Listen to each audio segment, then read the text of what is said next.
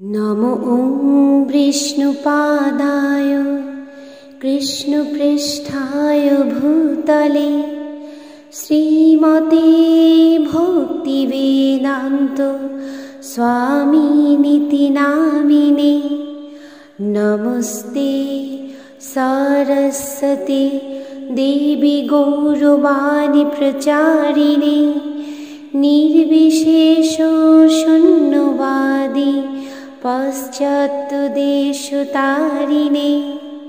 जय श्री कृष्ण चैतन्य प्रभु नित्यानंद श्री अद्वैत गदाधर श्रीवासादि गौर भक्तवृंद।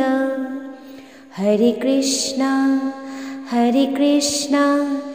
कृष्ण कृष्ण हरे हरे, हरे राम राम राम हरे हरे। শ্রীমদ্ ভগবদ গীতার দ্বিতীয় অধ্যায় সাংখ্যযোগ, শ্লোক ১৩। দেহিনস্মি যথা দেহে কুমারং যৌবনম জরা তথা দেহান্তর প্রাপ্তি ধীরস্তোত্র নমোচ্যতি। অনুবাদ: দেহি আত্মার দেহে যেভাবে কৌমার যৌবন ও জরার মাধ্যমে তার রূপ পরিবর্তন করে চলে, মৃত্যুকালে তেমনি ওই আত্মা এক দেহ থেকে অন্য আরেকটি দেহে দেহান্তরিত হয়। ধীর ব্যক্তিরা কখনো এই ধরনের পরিবর্তনে মুহ্যমান্য হন না। তাৎপর্য: যেহেতু প্রত্যেকটি জীবই স্বতন্ত্র আত্মা, তাই প্রতি মুহূর্তেই প্রত্যেকেরই দেহর পরিবর্তন হচ্ছে, কখনো শিশুরূপে, কখনো যুবক রূপে এবং কখনো বৃদ্ধ রূপে। কিন্তু জীবের প্রকৃত সত্তা আত্মার কোনো পরিবর্তন হয় না। মৃত্যুর সময় এই আত্মা দেহত্যাগ করে অন্য আরেকটি দেহ ধারণ করে। মৃত্যুর পরে জড় অথবা চিন্ময় যে কোনো একটি দেহপ্রাপ্ত হওয়া যখন অবসম্ভাবী, তখন ভীষ্ম, দ্রোণাচার্য আদি আত্মীয় স্বজনের জন্য চিন্তিত অর্জুনের পক্ষে শোক করা নিতান্তই নিরর্থক ছিল। বরং তাদের মৃত্যুতে তার আনন্দিত হওয়া উচিত ছিল, কেননা তারা তাদের জড়গ্রস্ত বৃদ্ধ দেহত্যাগ করে তারা নতুন দেহপ্রাপ্ত হবেন এবং নবশক্তির লাভ করবেন। জীবদশায় কর্মের ফল অনুসারে জীব নতুন দেহপ্রাপ্ত হয় এবং নানা রকম সুখ ও দুঃখ ভোগ করে থাকে।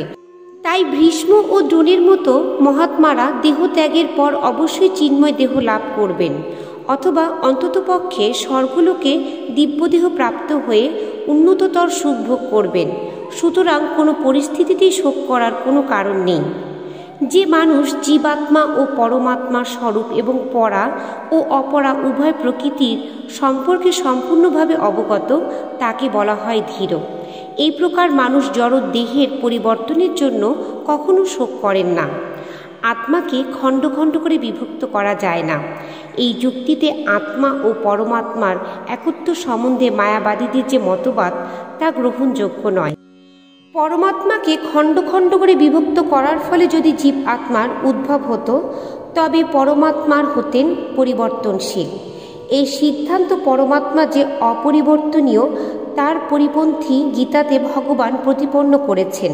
পরমেশ্বরের অংশ জীব আত্মা সনাতন এবং তাকে বলা হয় ক্ষর, অর্থাৎ তার জড় প্রকৃতিতে পতিত হবার প্রবণতা থাকে। জীব আত্মা পরমাত্মারই অংশ এবং জড় বন্ধন থেকে মুক্ত হবার পরেও সে পরমাত্মার অংশরূপেই বর্তমান থাকে। তবে মুক্ত হওয়ার পরে সে সচ্চিৎ ও আনন্দময় দেহপ্রাপ্ত হয়ে ভগবানের সাহচর্য লাভ করে।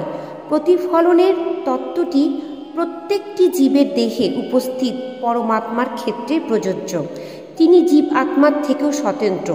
জলে যখন আকাশের প্রতিফলন দেখা যায়, তখন তাতে সূর্য, চন্দ্র এবং নক্ষত্রদেরও দেখা যায়। নক্ষত্রগুলিকে জীব আত্মার সঙ্গে তুলনা করা চলে এবং সূর্য অথবা চন্দ্রকে পরমেশ্বরের সঙ্গে তুলনা করা চলে। অর্জুন স্বতন্ত্র অনুচৈতন্য বিশিষ্ট জীব আত্মা এবং বিভু চৈতন্য পরমাত্মা হচ্ছেন ভগবান শ্রীকৃষ্ণ। এই শ্লোক থেকে আর তাৎপর্য থেকে আমরা এটা বুঝতে পারলাম যে দেহি অর্থাৎ আত্মা। আত্মার দেহটা পরিবর্তন হয়ে যাচ্ছে। প্রথমে শিশু, তারপরে কৌমার, তারপরে যৌবন, জরা অর্থাৎ বার্ধক্য। এইভাবে প্রত্যেকবার শরীরের রূপ পরিবর্তন হয়ে যাচ্ছে এবং মৃত্যুটা মানে হলো ওই শরীর থেকে আত্মাটা বেরিয়ে গেল, বেরিয়ে গিয়ে আরেকটা নতুন শরীরে প্রবিষ্ট হলো। কিন্তু এটা মৃত্যু হলো না, এটা এক দেহে ছিল আরেকটা দেহে পরিবর্তিত হয়ে গেল, স্থানান্তরিত হলো। সেই জন্য যারা পণ্ডিত বুদ্ধিমান তারা এটা জানে, জানার ফলে তারা কখনো এই পরিবর্তনে মোহমান্য হন না। তারা জানে যে আমার এই শরীর ছিল, এখন এই শরীর আছে, বা আমি তো সেই একই আছি, আমি তো সেই আত্মাই আছি। যেমন কীরকম, যখন একটা শিশু ভূমিষ্ঠ হচ্ছে তখন তার শরীর একরকম, 5 বছর পরে সেই শরীর সম্পূর্ণ পরিবর্তন হয়ে গেল, সেই শরীর আর নেই। কিন্তু আমরা তার জন্য কোনো শোক করছি না, কারণ আমরা জানি যে আমি তো সেই একই আছি শিশুর শরীরে, সেই আমিই ছিলাম, এখন বালকের শরীরেও সেই আমি আছি, তাই কেউ কোনো শোক করছে না। তেমনি সে যখন যৌবনে যাচ্ছে তখন কারো কোনো কিছু মনে হচ্ছে না, কারণ সেই আমি একই আছি, কৈশোরে যাচ্ছিলাম, যৌবনেও তাই আছি। কিন্তু অন্যান্য সবাই দেখতে পাচ্ছে যে শরীর পাল্টে গেল, পুরো পরিবর্তন হয়ে গেল, তবু তারা কোনো শোক করছে না। তারা দেখছে না, সেই ব্যক্তি একই আছে।